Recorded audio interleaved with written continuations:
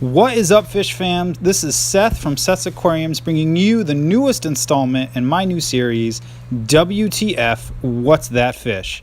This week we're looking at one of my personal favorites, a totally underappreciated fish, Thorichthys Helleri, sometimes called Heller cichlid, sometimes called the turquoise firemouth. So let's take a look. So guys, these fish are cichlids belonging to the genus Thorichthys, which you might recognize as the genus that the more popular Thorichthys miki or common firemouth belongs to.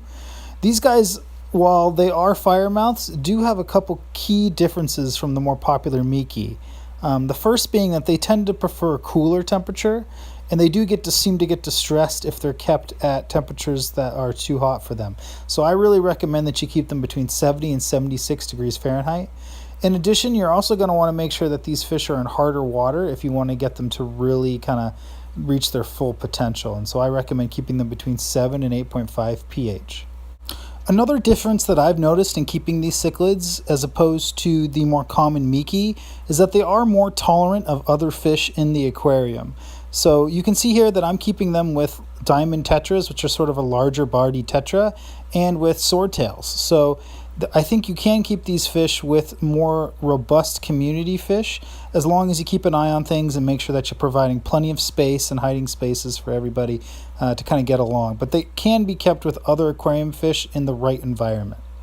When it comes to keeping these cichlids themselves, I recommend keeping them either as single specimens or in groups of 3 or more. And why I say 3 or more is I find that 3 fish provides enough sort of activity for them each to pick on each other, but no one individual fish gets picked on too bad.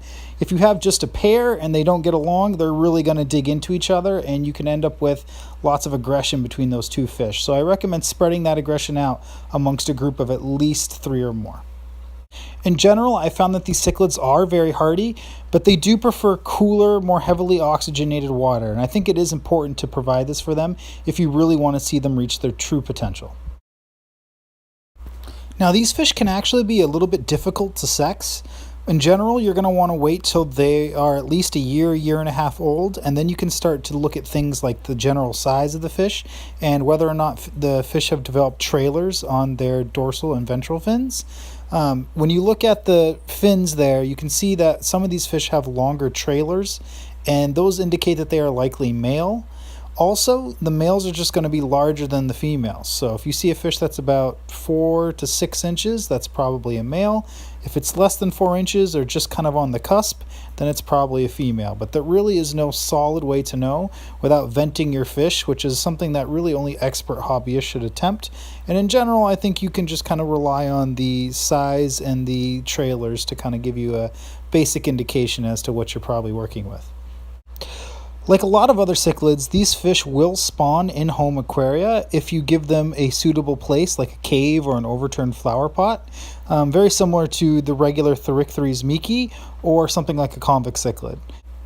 These guys will defend their eggs in the fry once they hatch, and you will notice that when the fry hatch, they aren't very colorful compared to the parents. They're really just kind of little gray fish, and it takes quite a while for them to develop into these really stunning, colorful fish. And I think that's why these guys aren't as popular in the hobby as they probably should be.